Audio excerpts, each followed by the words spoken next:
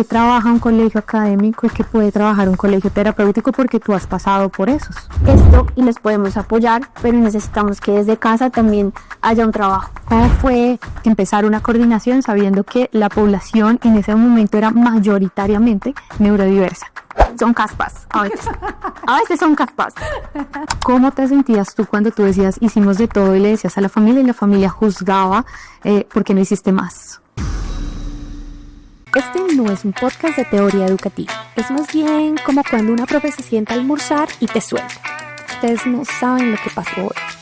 Aquí conversamos tanto de lo que sale bien como de lo que se rompe en el camino, porque en la escuela lo más revolucionario es escuchar lo que nadie está mirando. Yo soy Alexandra Parra y esto es Experiencias de Aprendizaje. Tercera temporada de Experiencias de Aprendizaje. ¿Quién iba a creer?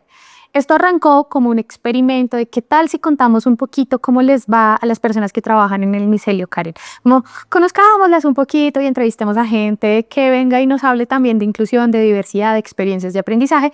Y resultó que ya vamos en la tercera temporada y tú eres nuestra primera invitada para esta tercera temporada. Y por eso les quiero dar la bienvenida a todos y todas, los que nos van a escuchar, los que nos van a ver, los que van a seguirnos en el podcast, los que van a estar comentando la información, porque hoy les traemos en último minuto la historia, vida y obra de Karen Yaya, nuestra coordinadora de Macubin en el micelio. Entonces empecemos por, ¿qué es el Macubin? Bueno, estoy muy feliz de estar con ustedes el día de hoy. Es un honor inaugurar pues también esta tercera temporada. El Macubin es el manifiesto de la cultura y bienestar en el micelio, palabras más, palabras menos, convivencia y orientación escolar en el Colegio Redford.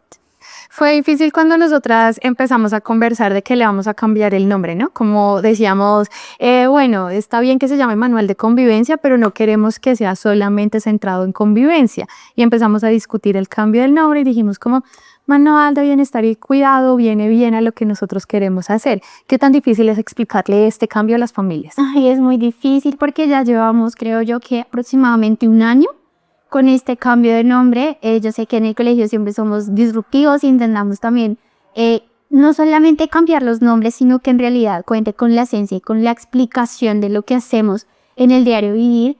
Y sobre todo cuando llegan familias nuevas, tenemos que, hola, ¿cómo estás? Yo soy la soporte Macubin, eso quiere decir el manifiesto, y al final es como convivencia, orientación escolar, que cuestión de la redundancia muy grande. Entonces, los documentos también los tenemos que hacer. Nosotros ponemos todos los letreros y entre paréntesis colocamos Manual de Convivencia para absolutamente todo lo que va hacia afuera de nosotros, porque las familias igual cuando entran a buscar en el Report System ponen Manual de Convivencia y no les sale. Y lo primero que nos dicen es, ay, no publicaron el Manual de Convivencia.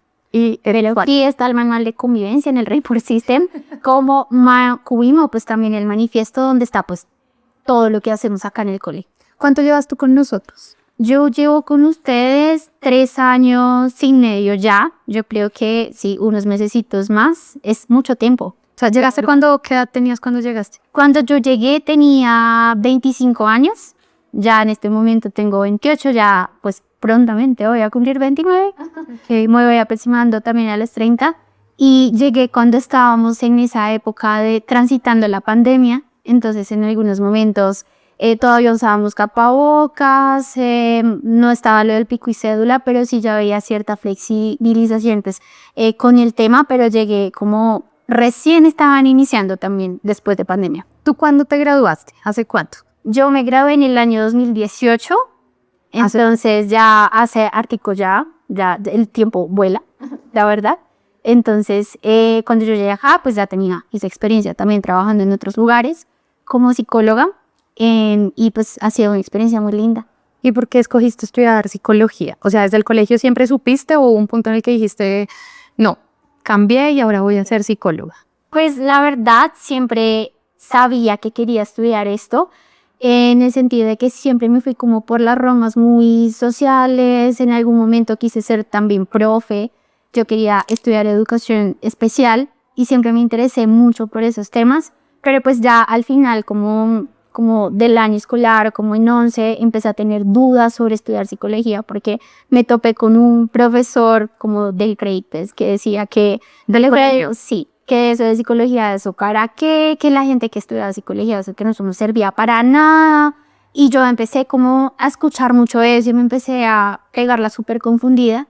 Pero pues a lo largo también con el apoyo de mi familia, como que ellos no, pero psicología es una gran opción. Pero siempre estuve muy orientada como O sea, hacia el plan B era ser profe en educación especial. sí, o trabajadora social, algo relacionado como con todos.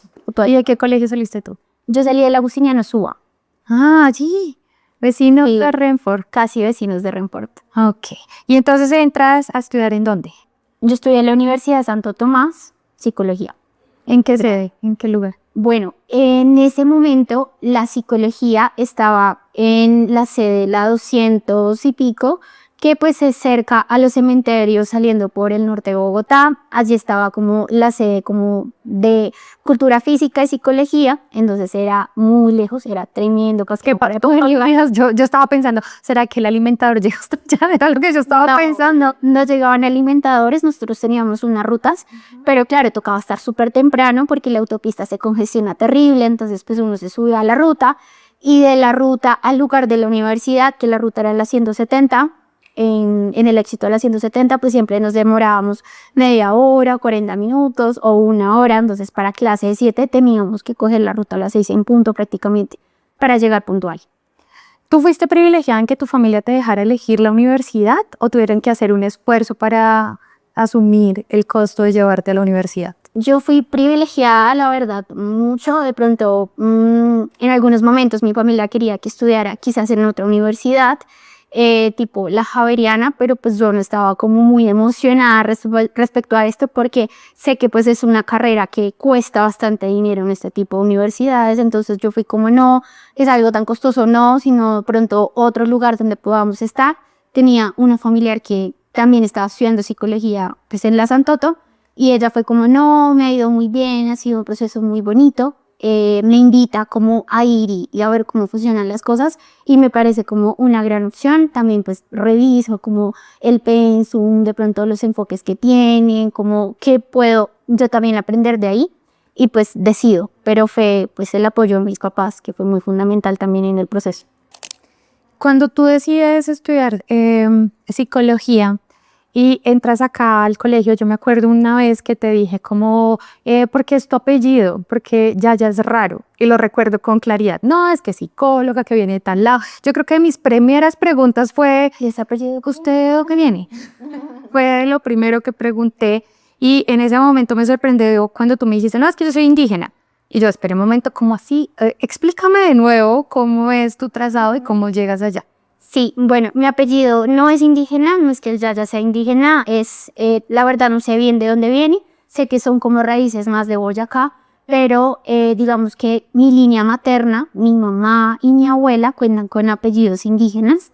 Dentro de Bogotá tenemos ciertos indígenas que está el Cabildo de Suba, pero otro cabildo en otro lugar y específicamente pues ellos son muy cuidadosos como en seguir como también el tema de los apellidos porque indican pues que somos indígenas. Entonces es más la línea materna. Lamentablemente yo ya perdí el apellido indígena, pero el apellido o mi clan, como se llama, clan es como tu familia.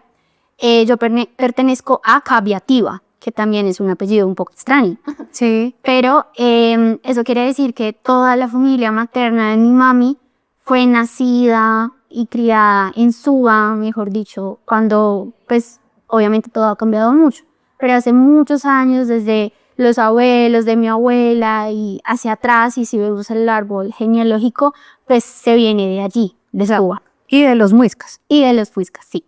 Particularmente. ¿Ahora tienes contacto con eso o no? No, digamos que antes sí tenía contacto con ellos. Mi mamá fue autoridad del Cabildo de Suba, ella era la tesorera en una época, en un tiempo, pero ya después pues uno va creciendo, los compromisos, me mudo también de la localidad y eso ha hecho que pues tampoco tenga mucha participación en el asunto, pero sé que pues actualmente hay muchas cosas que siguen en el Cabildo, de pronto que le dan visibilidad también pues al tema de la educación, sacan también libros, sacan cartillas, expresan todo, porque pues la cultura se ha perdido como bastante, sí, no le cuento como con intención, sino pues también pues todo el tema de la sociedad, de pronto de que llegan nuevas formas y pues sí, como que se han desplazado un poco, pero pues es un pueblo en reconstrucción. Sí, lo que se quiere es volver a conocer esas raíces, volver a hablar del asunto y volverlo a hacerlo, pero pues actualmente no, pues no estoy como muy vinculado con ellos. Y en tu crianza, cuando eras chiquita, ¿sí viviste, mamá, abuela,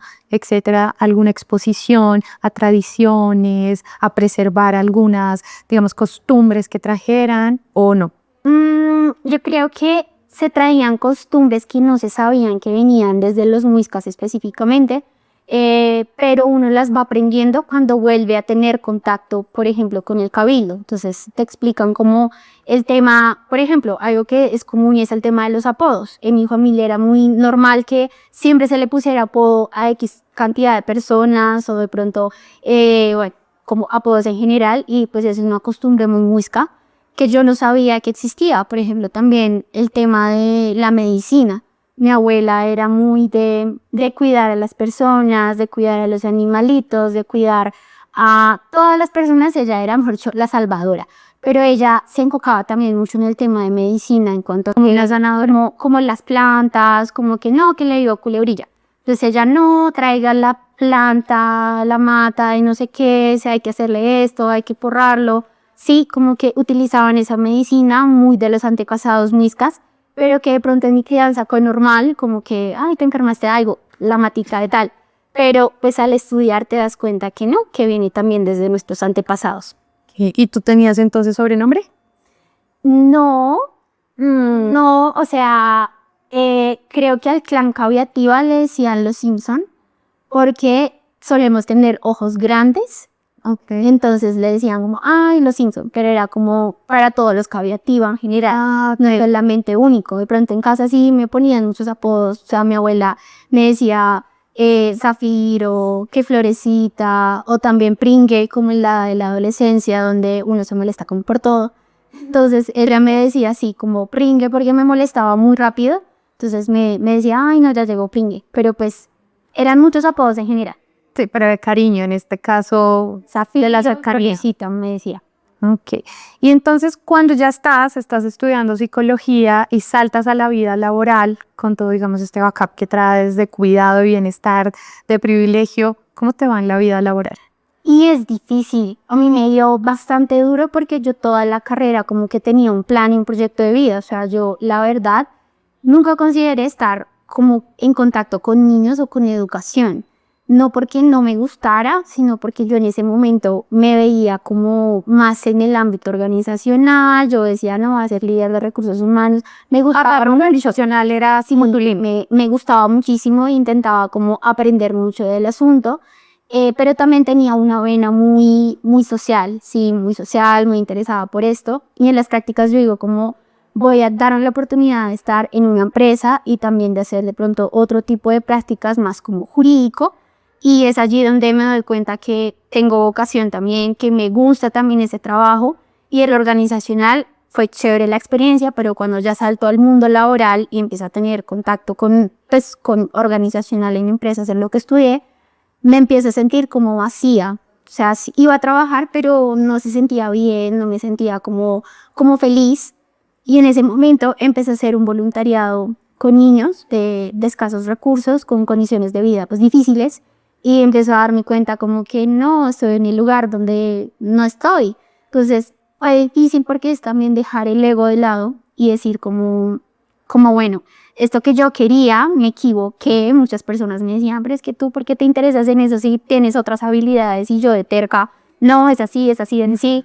Y luego cuando ya experimento me doy cuenta que me equivoqué. ¿Pero es algo de que quería ser profesora?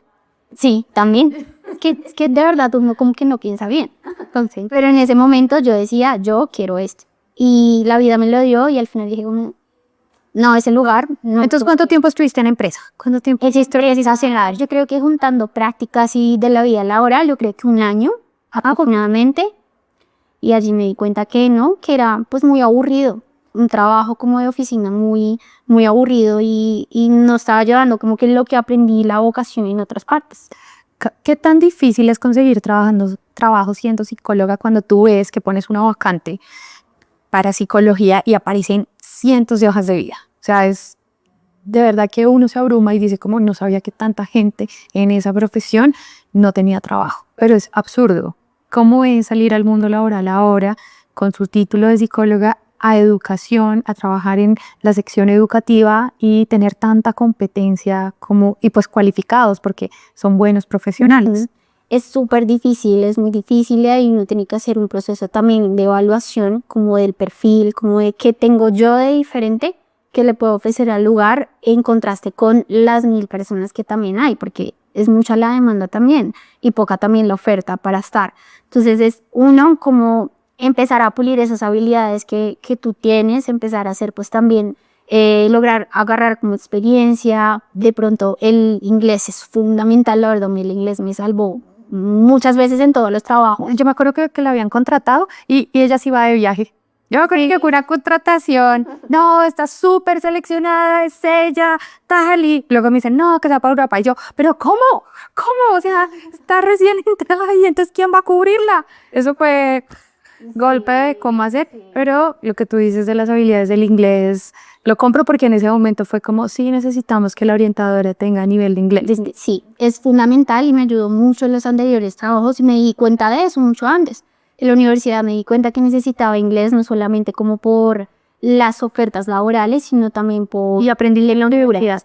Sí, pero también empecé a hacer como cursos aparte, entré pues un lugar para aprender inglés, empecé a practicar mucho y a poder como sacarle provecho a eso y pues los trabajos que he tenido han sido como por eso, hasta fui tutora de inglés, fui profe de inglés. ¿A domicilio? Colegio, no. Bueno, sí, también lo fui a domicilio y también yo le dictaba inglés a niños neurotípicos y neurodivergentes en otro colegio. Entonces yo me la gozaba y pues yo no soy la más dura en inglés, mejor dicho, C1, C2 o no, para nada, sino con los conocimientos que yo tenía, pues mi trabajo era también guiarlos a ellos. En otro trabajo también apoyar el tema de tareas, pues en colegios bilingües que pues el nivel de inglés es muy exigente, necesitas también tener recursos.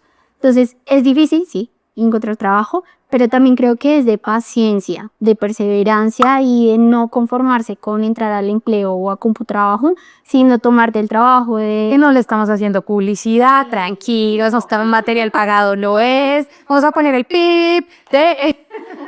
Sí, sino que es un trabajo también independiente, decir, voy a buscar en qué colegios me gustaría trabajar, enviar la hoja de vida y empezar así, ser muy pacientes, perseverar. ¿No crees que durante el tiempo que fuiste orientadora escolar o que trabajaste como psicóloga en los colegios, no te parece que se entiende como que esa profesión hace de todo dentro del colegio? O sea, puede dar clase, tiene que atender a los papás, tiene que hacer admisiones, tiene que acompañar los desbordes que pueden tener los niños, pero también los growers o los maestros dentro del aula de clase, hasta de los administrativos. ¿No te parece que hay ese multilaboral, multirol que asumen no es 100% valorado? Sí, sobre todo, siento que no es valorado y muchas veces como que de pronto las familias a veces dan un poquito duro y creen de pronto que es sencillo. O sea, son muchos retos que de pronto se empiezan a gestar y hay de pronto algunos colegios donde empiezan a ver a la orientadora como no, también va a ser la de recursos humanos, entonces también va a ser... no sé, entrevistas o reclutamiento o selección o admisiones como tú lo decías, entonces a veces es como que, no, pues se tiene porque se necesita, porque de pronto la ley lo dice, que deben tener una orientadora, pero no se les da como el merecimiento que se necesita tener. Ok, por eso tú dabas clases de inglés, eras tutora por las tardes, hacías admisiones y hacías de todo dentro de la experiencia de colegio antes de llegar acá. Sí, hacía de todo un poco. Una todera dentro de la labor. Sí. En ese momento no pensaste como, esto no es, o sea, porque hago de todo y tal vez la recompensa salarial no era tan alta, no pensaste como, pues puedo volver o tomar otro camino, o tener consultorio, o tal vez independizarme, ¿no lo pensaste ahí? Pues es que a mí me gusta mucho el trabajo con los niños, sí, y siempre como que a pesar de que había muchas cosas por hacer, como que en el contexto de los trabajos en general, sí, como que yo soy una persona que trato de ser muy coherente con lo que pienso y también con lo que siento. Si yo me siento bien, estoy disfrutando algo, pues ¿qué quiere decir? Que pues estoy en el lugar que es. Si quiero de pronto una mejor condición laboral o de pronto económica, quiere decir que de pronto debo buscar un lugar que me ofrezca una mejor oportunidad. Y es por eso que yo también empiezo como a buscar y en esta búsqueda de empleo me encuentro con Renfort, con Escole y digo como es un reto, sí es un reto, pero yo quiero como que los vi y digo como, uy, yo quiero estar ahí y pues también en condiciones va a ser pues mucho mejor para mí. Entonces creo que eso fue fundamental. Y cuando averiguaste, cuando nos stalkeaste, que es lo que yo espero que haga toda la gente que entra a Renfort, que entra a Escole, que nos stalkeen, que averigüen quiénes son y cómo trabajan, qué hacen esas personas todos los días que se juntan allá, ¿qué percepción te llevaste en ese momento? A mí me pareció como un trabajo tan bonito. Yo no los stalkeé tan a profundidad, la verdad, sino muy neta. Sí, como ¿Qué pasó? Ya los en el reclutamiento, voy a hablar. en ese momento no, como que digamos, yo veía las fotos y veía que hacían muchas cosas interesantes, sí, como todo disruptivo, como diferente, como no lo mismo de siempre. O sea, me impactó como la propuesta del colegio, uno, que no tenían uniformes, que los niños podían vestirse en como ellos querían, porque los modelos tradicionales es como no puedes tener un piercing, no te puedes maquillar, no puedes tener uñas pintadas ni largas, bueno, hay muchas cosas que no se pueden hacer. Entonces me impactó eso, como el modelo diferente de todo lo que ofrecía alrededor y como ese plus de inclusión real en el aula, como de que le damos oportunidad para que todos los niños tengan su derecho a la educación, me pareció muy bonito. Nosotros tenemos una frase que usamos en el interno y es la Karen del futuro y la Karen del pasado. Ah, sí. La Karen del pasado es hace 5 minutos que le está guardando trabajo a la Karen del futuro, o al revés si lo utilizamos un montón, porque todos los días hay una novedad cuando uno trabaja en convivencia y bienestar con los niños desde Macubín. Pero cuando tú entraste, nosotros hasta ahora estábamos afianzando el modelo de tener orientadoras para cada una de las secciones que estábamos. ¿Cómo fue asumir ese reto de que no teníamos muy bien claro si era una orientadora por cada modalidad o si sería una para todas o si al revés que subíamos y bajábamos y acompañábamos el área de Macubín que nos la inventamos? ¿Cómo es ese reto de llegar a un lugar que no está diseñado, planeado, acabado y que tampoco tiene como el piso suficiente para que todos se pararan? Bueno, va a ser sorprendente lo que voy a decir, pero cuando yo llegué acá sentí que todo estaba ordenado. Porque venía de Cugate, para nosotros, porque venía de lugares donde no era así. Entonces yo vine acá y dije como, wow, qué ordenado, tienen una persona para cada cosa, sí, o sea, veía muchas personas dándome celo. En ese momento teníamos muchos sports, que yo recuerdo en ese momento, entonces yo decía, wow, acá todo como que funciona como un relojito, pero pues obviamente hay cambios, sí, había como, yo recuerdo que en esa época estaba casa, estaba sede, pero luego ya no, entonces esos cambios, claro, yo siento que soy una persona muy flexible como al cambio, como que me adapto y pienso como lo mejor, sí, que puedo dar. Entonces no fue como una perspectiva negativa, sí, obviamente ya miro a la Karen del pasado y digo como, bueno, seguramente los procesos eran diferentes, también es que el colegio era más pequeño. Sí. Entonces podíamos darnos como ciertos lujos de pronto de cambiar o de si no funciona, sí, como de hacer varias cosas, pero ya somos más. ¿Cuánto duraste siendo orientador? Duré como un año. Ok, un año larguito. Un año larguito, un año y necesitos, probablemente. Y yo me acuerdo que un día te llamo, te digo, ven a mi oficina, te sientas y te digo, bueno, tengo un plan, tengo una situación y me gustaría que tú fueras la coordinadora Macubín, la coordinadora de convivencia. Casi me desmayo. Sí, pues a mí, yo la verdad no me lo esperaba porque a veces yo tendo a tener un pensamiento muy catastrófico. Sí, entonces cuando me llamaron yo dije, ay no podría ser coordinadora de convivencia, sino que yo no, sí, no me van a echar, no, o sea, yo me imaginaba otra cosa totalmente diferente. Digamos que cuando no estábamos sin alguien en la coordinación, yo como que empiezo como, bueno, no nos vamos a echar a la pena o a morirnos, sino soluciones, como de pronto intentar ser líder. Teníamos también personas nuevas dentro. Acá yo era la más antigua que podía conocer los procesos y empecé como muy a tener cuidado de eso. Y cuando tú me llamas y me dices, yo decía como, uy, no voy a poder, porque lo veía muy difícil. Decía, no cuento o sea, los voy a defraudar, con esa inseguridad tan horrible como de no voy a poder, necesito un adulto pro en este momento. Y yo no soy adulta pro, soy adulta yo. más grande que pero totes. Sí. Una Karentín, necesitábamos la señor de nosotras, y tuvimos esa conversación. Y pues tú me diste mucha seguridad, fue como pues yo he visto estas herramientas, estas habilidades, yo veo esto en ti y no vas a estar sola o voy a estar yo, o sea, como que ese soporte y ese apoyo fue muy importante para mí y yo digo como, pues sí, yo puedo y con miedo, pero hagámosle. Y yo le dije lo que siempre le digo, no me puede decir que no. Sí, vamos a hacerle, vamos a trabajar, esto es lo que hay, vamos a ir por este camino. Y empezamos a asumir los cambios de reformar el manual de convivencia, de hacer esta estandarización, de darnos cuenta que habían situaciones que necesitaban un manejo diferente, tal vez no dentro de lo convencional, sino tal vez paralelo. Y empezamos el camino de traer estas herramientas como de disciplina positiva, de conscious discipline, que decimos, bueno, le vamos a poner disciplina con sentido, porque en realidad era un mix de todo lo que nosotros considerábamos, pero una de las características principales que hay en Renfort es que la población neurodiversa es la protagonista del aprendizaje que nosotros guiamos. Y es muy diferente acompañar un colegio en la coordinación cuando tienes 1.500, pero todos son neurotípicos, a que tengas un colegio de la mitad, pero que la gran mayoría presenten un diagnóstico o necesiten ajustes razonables. Y ese me parece que es una escuela y un aprendizaje completamente distinto al que si trabajaras durante 5 años, en años perro aquí aprendes en 3 meses lo que en un colegio neurotípico aprendes en 10. Sí. Aprendes demasiado en muy poco tiempo, pero eso también asusta, eso también llena de miedo. ¿Cómo fue empezar una coordinación sabiendo que la población en ese momento era mayoritariamente neurodiversa? Y que queríamos hacer el balance de que volviéramos a tener una porción neurodiversa y una porción neurotípica.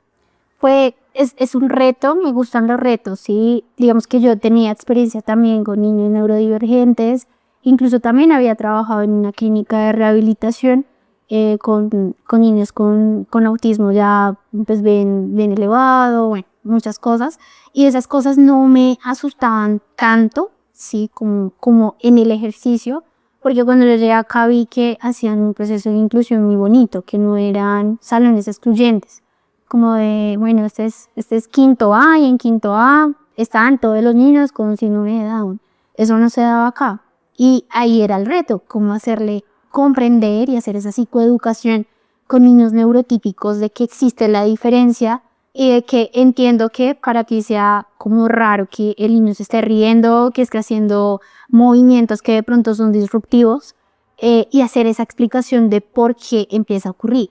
Entonces creo que el reto también era como no solamente los niños, sino también las familias, porque pues es un contexto también diferente, ¿sí? Y eso hace que pues también tú como que conectes con los niños, conectes con las familias y también con los growers, con los profes, porque pues ellos también son los que tienen el trabajo, ¿sí? De empezar a capacitarse, a intentar todas las actividades de pronto que puedan ayudar o las herramientas que puedan ayudar también a esos niños.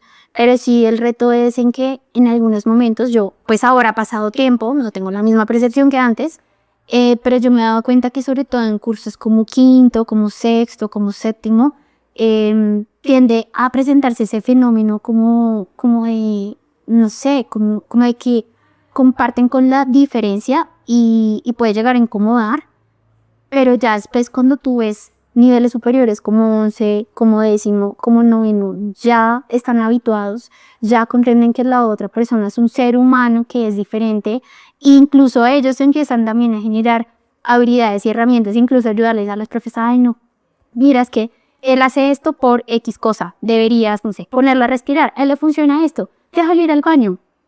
Son cosas lindas que se empiezan a ver, pero en cursos también, digamos, quinto, sexto, séptimo, que están como en una edad también compleja, pues nuestro trabajo también es acompañarlos, orientarlos, hacer también esa psicoeducación. Cuando teníamos como 3 meses en el cargo contigo, yo me acuerdo que tuvimos una situación muy difícil y teníamos que tomar una decisión de qué debíamos hacer o no. Y tú entras a mi oficina, no, Alex, tengo una cosa, ¿qué día?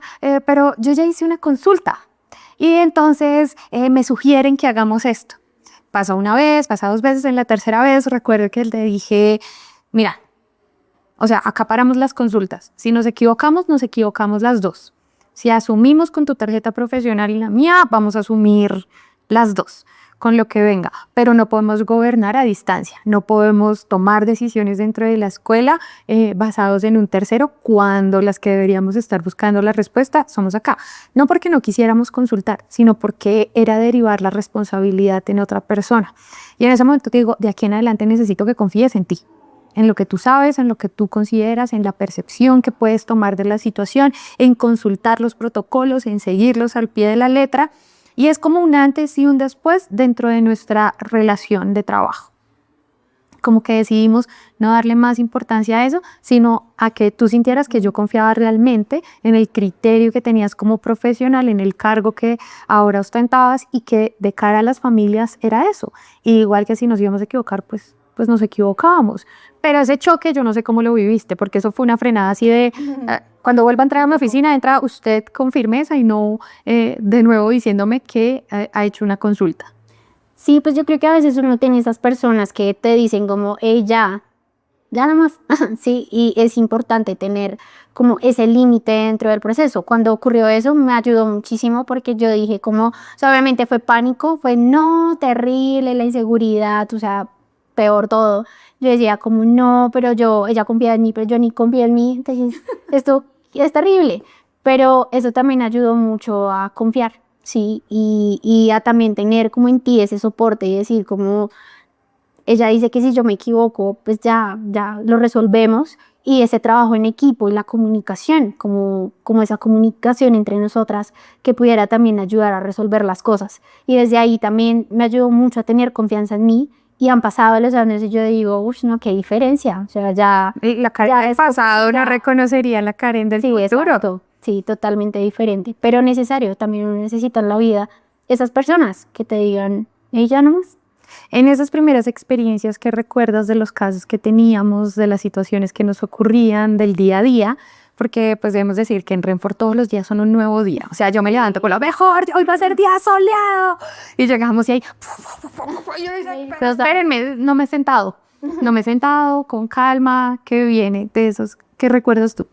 Yo recuerdo que en esos primeros casos teníamos casos difíciles. Cuando yo llegué aquí nueva, los primeros días, yo decía como, pucha, esto es mucho nivel y yo vengo de lugar de trabajo pesado, pero eran muchas crisis, muy complicado porque también teníamos cursos pues de primaria en donde de pronto niños tienen ciertas crisis que pueden llegar a asustar, no solamente a los PORTS, sino a growers y a los mismos niños.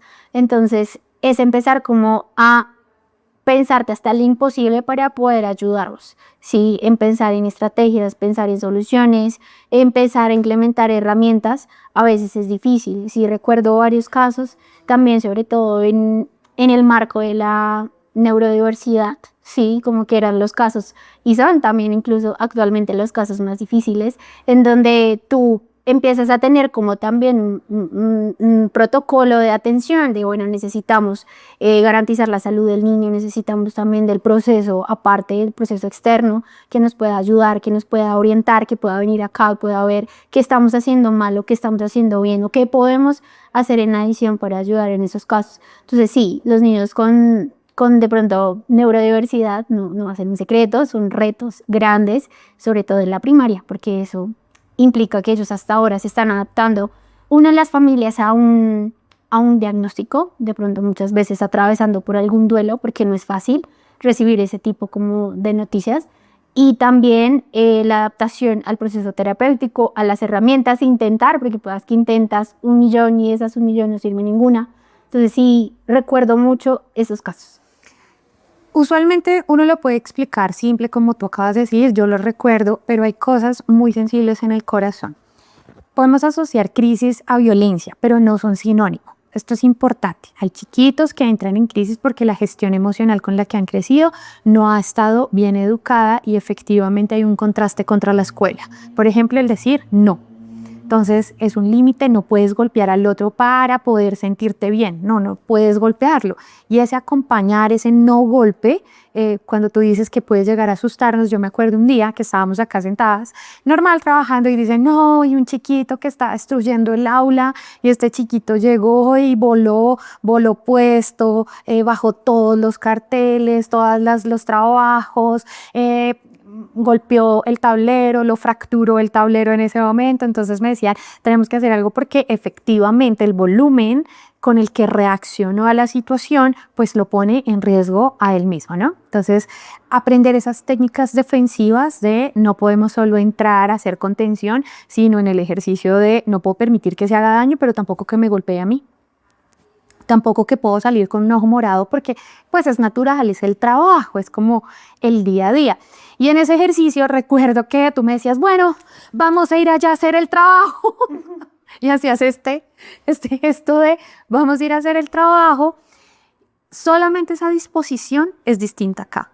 O sea, nosotros hemos tenido trabajando muchas personas con neurodiversidad, con personas neurodivergentes, y la disposición a entender que esa persona no la define la crisis, que no la define la reacción que pudo haber tenido dentro del aula de clase es distinta.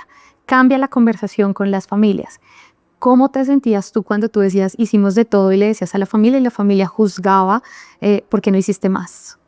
Es súper complejo, pero también entiendo, sí, que ellos tienen mucha esperanza en que el colegio, pronto nosotros, o puntualmente llegar a Renfort sea como otra oportunidad y que quizás las cosas vayan diferentes. Entonces uno comprende por qué tienen tanta esperanza, de pronto han pasado momentos tan difíciles que realmente es la única opción, es la única solución, y es difícil también hacerles entender que nosotros hacemos todo lo que también nosotros debemos hacer, pero también no es solamente trabajo del colegio, también es trabajo de la familia, también es trabajo de un proceso terapéutico aparte, sí. Y ese es como la conversación cuando tenemos con ellos, que a veces es como ese choque y como ese frenado en seco, a veces lo siento así, como de pensé que ustedes iban a hacer esto, lo uno, lo otro. Y ahí es cuando nosotros explicamos y decimos, es que no somos un colegio terapéutico, podemos dar esto y les podemos apoyar, pero necesitamos que desde casa también haya un trabajo y que desde el proceso terapéutico también lo haya, para que los tres escenarios puedan también funcionar. Ahí nosotros nos enfrentamos a la dualidad de qué hacer cuando la familia decide no llevar el proceso terapéutico. Y vemos en escalada la falta de habilidades de gestión emocional, conductual, comportamental, pero también académica por esa misma razón. Haznos la diferencia, porque sí me parece importante que trabaja un colegio académico y que puede trabajar un colegio terapéutico, porque tú has pasado por esos. Sí, bueno, los colegios, digamos que académicos, permiten pues también ese desarrollo en muchas áreas, ¿sí? Tanto en lo académico como en lo personal, bienestar, pues formamos no solamente como si fuera un ejército, no, sino que también formamos para la vida, les enseñamos cosas para la vida, pero quizás en un colegio terapéutico es más donde hay más disciplinas.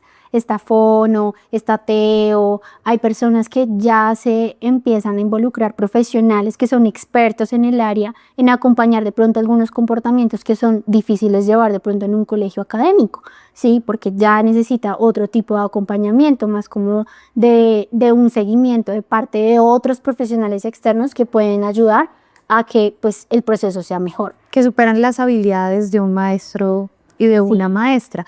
Sí. ¿Cómo haces tú la división cuando estás eligiendo un colegio, si lo que necesitas es un colegio como por ejemplo Renfort personalizado, pero que es académico y no terapéutico, a cuando sí necesitas un colegio terapéutico? ¿Cómo lo sabes? ¿Cómo tomas esa decisión? Digamos que yo pensaría que lo más importante es uno, conocer y estar como en todo ese proceso terapéutico, que mi niño tiene algún tipo de neurodiversidad, que de pronto a veces sugieren pues los colegios personalizados como nosotros, pero ya hay algunos casos que, por ejemplo, no tienen un control quizás de esfínteres o de pronto tienen un diagnóstico que ya es... Estamos hablando de niños grandes, sí, que ya eran los 10 años, los 12 años. Sí, que ya de pronto están un poco con un diagnóstico trabajado, pero que necesitan un acompañamiento permanente, porque en un colegio de pronto como Renfort, pues sí necesitas tener algún tipo de habilidad, de autonomía en cuanto a los niños grandes, ¿no? También control de esfínteres, pronto con no comportamientos violentos que puedan afectar también el resto de las personas, pues es importante tenerlo en cuenta. Ok. Esto lo pregunto porque en general nosotros tendemos a veces en el colegio a tener esta dualidad de cuando decimos sí, de cuando decimos no. Y muchas veces cuando decimos no, decimos, claro, es un chiquito que necesita acompañante permanente.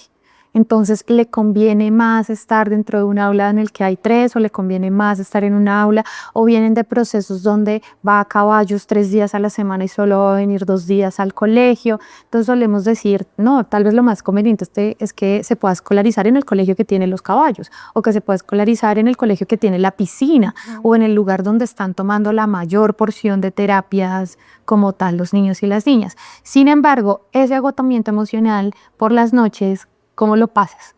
¿Cómo superas el fin de semana? El hecho de que durante todo el día atendimos muchas familias, acompañamos muchas necesidades específicas, apoyo educativo, ambivalencias que podemos entender, familias que están reactivas al proceso. ¿Cómo traspasas tú ese lugar de hoy estoy cansada, pero mañana tengo que amanecer con ánimo? Y es difícil, yo creo que también es como una vocación que uno tiene que tener. Perdón. Es una vocación también que uno tiene que tener, porque a veces tenemos casos que tocan el corazón y que uno dice como, pero ¿por qué pasó esto? Sí, pues uno se conmueve, uno es un ser humano y pues también uno se afecta también por cosas. Pero la sugerencia es, uno, tener una buena red de apoyo en donde uno pueda estar tranquilo, donde uno pueda hacer cosas diferentes, tener esa división como entre la vida laboral y la vida personal, tener algún tipo de hobby, realizar algún tipo de deporte, contar también con un terapeuta externo que nos pueda escuchar y nos pueda dar herramientas como para lidiar con ese estrés y tener momentos como de desconexión. Digamos, yo personalmente me gusta mucho la naturaleza, los animales, caminar, en algún momento me gustó mucho correr. Entonces, hacer ese tipo de cosas hacen que pues también nos demos cariño a nosotros mismos y también podamos como sacar esas cosas o bueno, gestionarlas más que todo.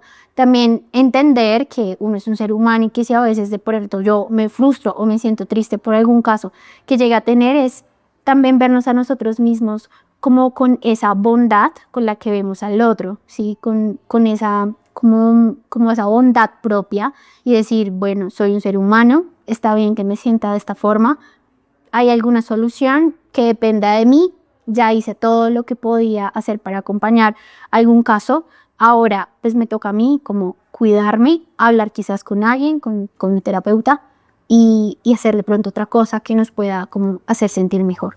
¿Y quién es tu red de apoyo? Bueno, mi red de apoyo está mi pareja, está mi familia, mi mamá, mi papá, mis amigos.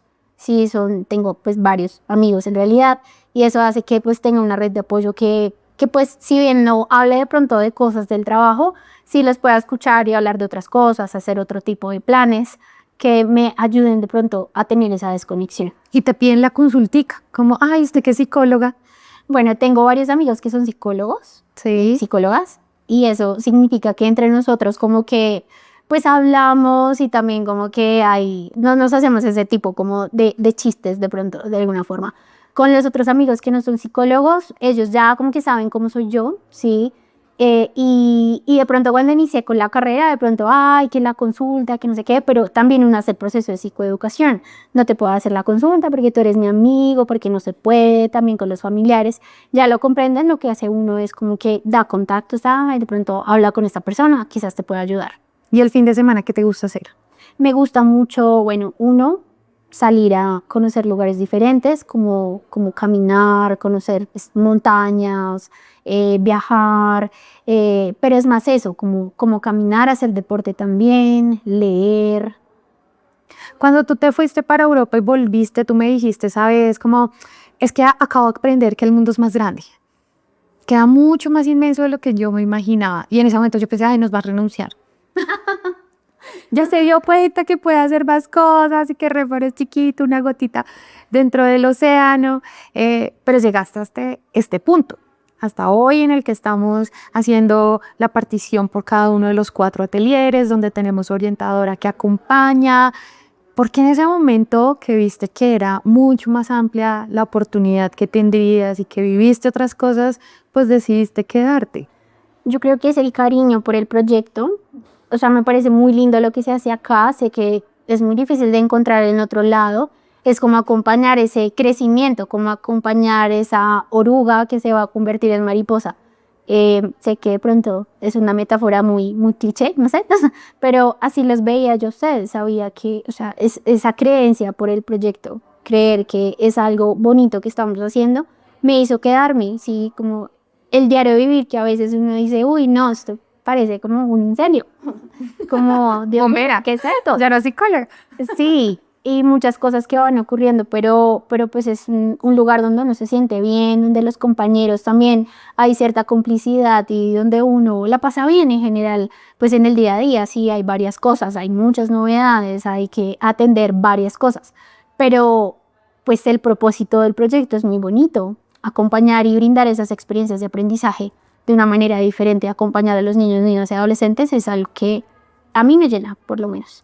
Hoy que estamos grabando este podcast, hoy preciso que estamos haciendo esto, bajo yo a preguntarte, bueno, lista para subir. Y me dicen, no, tenemos una novedad, hay una situación en un salón de clase. ¿Qué pasó en el salón de clase? Bueno, pues unos niños estaban jugando a la peluquería. ¿De qué edad son mis niños y mis niñas que están jugando en la peluquería? Sí, aproximadamente 15 años, Muy bien. 16 años.